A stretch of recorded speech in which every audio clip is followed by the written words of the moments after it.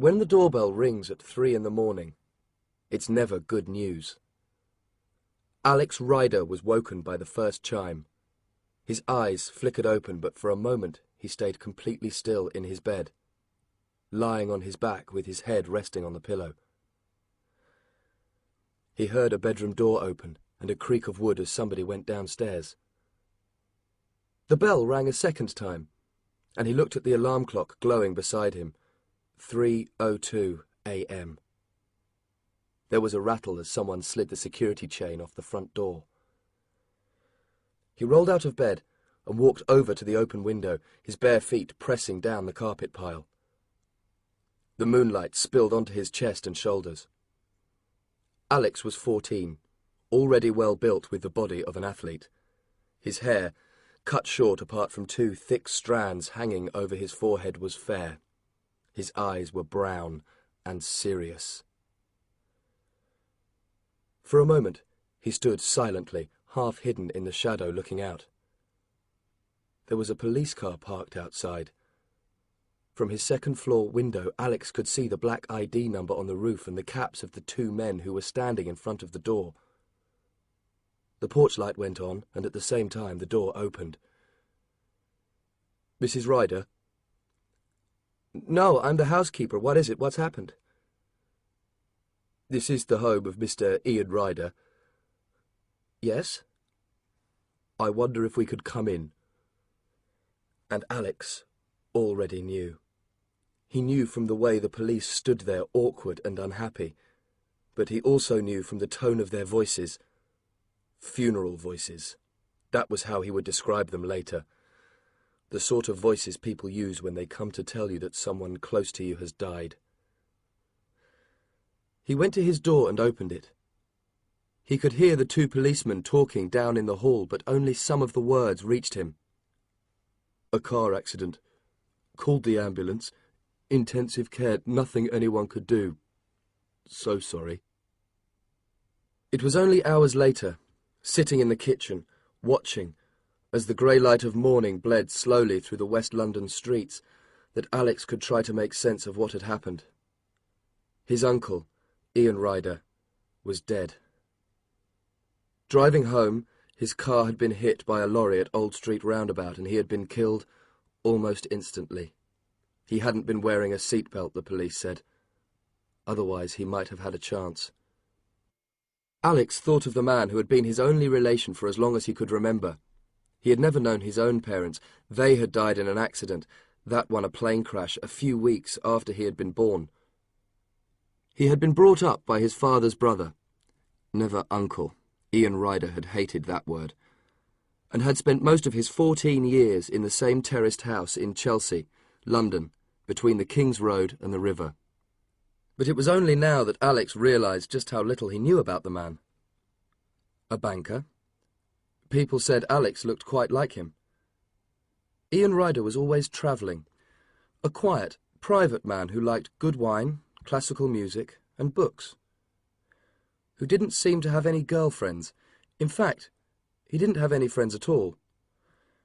He had kept himself fit, had never smoked, and had dressed expensively. But that wasn't enough. That wasn't the picture of a life. It was only a thumbnail sketch. "Are you all right, Alex?" A young woman had come into the room. She was in her late 20s with a sprawl of red hair and a round, boyish face. Jack Starbright was American. She had come to London as a student 7 years ago, rented a room in the house in return for light housework and babysitting duties, and had stayed on to become housekeeper and one of Alex's closest friends. Sometimes he wondered what the Jack was short for. Jackie? Jacqueline? Neither of them suited her, and although he had once asked, she had never said. Alex nodded. "What do you think will happen?" he asked. "What do you mean? To the house? To me? To you?" "I don't know." She shrugged. "I guess Ian will have made a will. He'll have left instructions. Maybe we should look in his office." "Yes, but not today, Alex. Let's take it one step at a time." Ian's office was a room running the full length of the house, high up at the top. It was the only room that was always locked. Alex had only been in there 3 or 4 times, never on his own. When he was younger, he had fantasized that there might be something strange up there, a time machine or a UFO. But it was only an office with a desk, a couple of filing cabinets, shelves full of papers and books. Bank stuff. That's what Ian said. Even so, Alex wanted to go up there now, because it had never been allowed. The police said he wasn't wearing his seatbelt. Alex turned to look at Jack. She nodded. Yes, that's what they said. Doesn't that seem strange to you? You know how careful he was. He always wore his seatbelt. He wouldn't even drive me around the corner without making me put mine on. Jack thought for a moment, then shrugged. Yeah, it's strange, she said. But that must have been the way it was. Why would the police have lied? The day dragged on. Alex hadn't gone to school, even though secretly he had wanted to. He would have preferred to escape back into normal life, the clang of the bell, the crowds of familiar faces, instead of sitting there, trapped inside the house. But he had to be there for the visitors who came throughout the morning and the rest of the afternoon. There were 5 of them. A solicitor, who knew nothing about a will but seemed to have been charged with organising the funeral. A funeral director, who had been recommended by the solicitor. A vicar, tall, elderly, who seemed disappointed that Alex didn't look more upset. A neighbour from across the road. How did she even know anyone had died? And finally, a man from the bank. All of us at the Royal and General are deeply shocked, he said. He was in his 30s, wearing a polyester suit with a Marks and Spencer tie. He had the sort of face you forgot even while you were looking at it, and had introduced himself as Crawley, from personnel. But if there's anything we can do... What will happen? Alex asked for the 2nd time that day. You don't have to worry, Crawley said. The bank will take care of everything. That's my job. You leave everything to me. The day passed. Alex killed a couple of hours in the evening playing his Nintendo 64, and then felt vaguely guilty when Jack caught him at it. But what else was he to do? Later on, she took him to a Burger King. He was glad to get out of the house, but the 2 of them barely spoke. Alex assumed Jack would have to go back to America. She certainly couldn't stay in London forever, so who would look after him? By law, he was still too young to look after himself. His whole future looked so uncertain that he preferred not to talk about it. He preferred not to talk at all.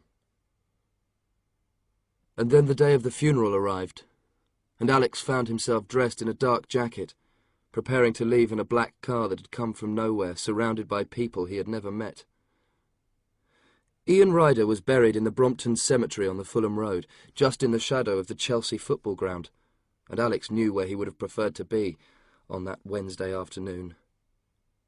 About 30 people had turned up, but he hardly recognised any of them. A grave had been dug close to the lane that ran the length of the cemetery, and as the service began, a black Rolls-Royce drew up. The back door opened and a man got out. Alex watched him as he walked forward and stopped. Overhead, a plane coming into land at Heathrow momentarily blotted out the sun. Alex shivered. There was something about the new arrival that made his skin crawl. And yet the man was so ordinary to look at. Grey suit, grey hair, grey lips, and grey eyes. His face was expressionless, the eyes behind the square gunmetal spectacles completely empty. Perhaps that was what disturbed Alex. Whoever this man was, he seemed to have less life than anyone in the cemetery, above or below ground. Someone tapped Alex on the shoulder, and he turned round to see Mr. Crawley leaning over him. "That's Mr. Blunt," the personnel manager whispered. "He's the chairman of the bank." Alex's eyes travelled past Blunt and over to the Rolls-Royce. 2 more men had come with him, one of them the driver. They were wearing identical suits and, although it wasn't a particularly bright day, sunglasses. Both of them were watching the funeral with the same grim faces. Alex looked from them to Blunt, and then to the other people who had come to the cemetery. Had they really known Ian Ryder? Why had he never met any of them before? And why did he find it so difficult to believe that any of them really worked for a bank? A good man, a patriotic man. He will be missed. The vicar had finished his graveside address. The choice of words struck Alex as odd.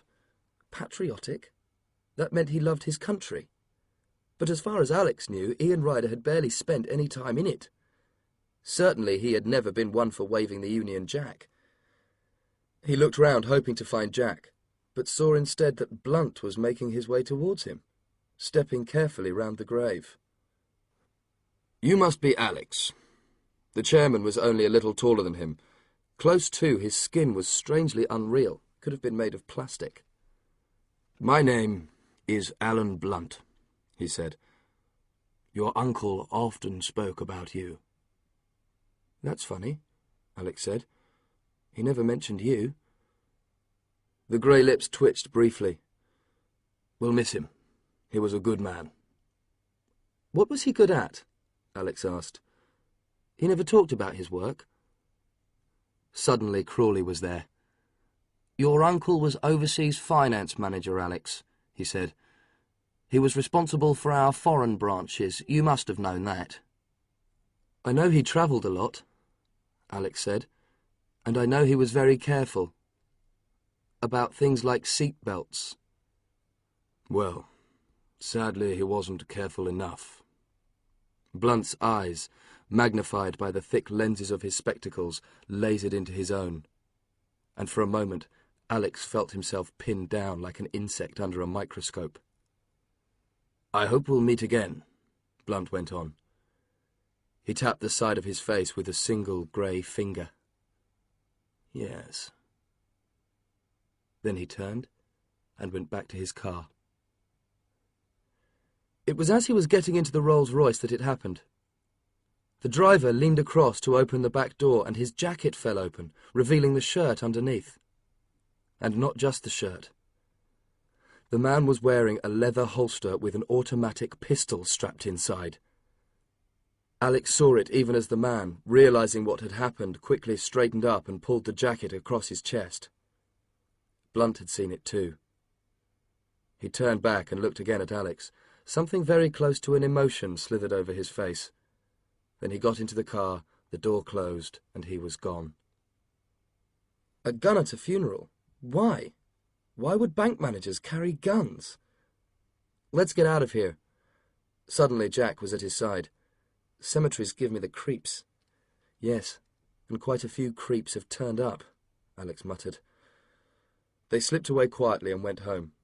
The car that had taken them to the funeral was still waiting, but they preferred the open air. The walk took them 15 minutes. As they turned the corner into their street, Alex noticed a removals van parked in front of the house, the words "Stryker and Son" painted on its side. "What's that doing?" he began. At the same moment, the van shot off, its wheels skidding over the surface of the road. Alex said nothing as Jack unlocked the door and let them in, but while she went into the kitchen to make some tea, he looked quickly around the house. A letter that had been on the hall table now lay on the carpet.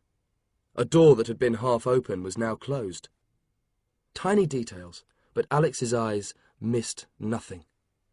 Somebody had been in the house. He was almost sure of it.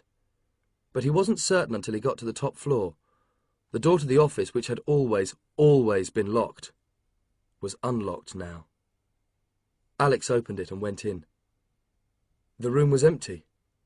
Ian Ryder had gone, and so had everything else. The desk drawers, the cupboards, the shelves. Anything that might have told him about the dead man's work had been taken. "Alex!" Jack was calling to him from downstairs. Alex took one last look around the forbidden room, wondering again about the man who had once worked there. Then he closed the door and went back down.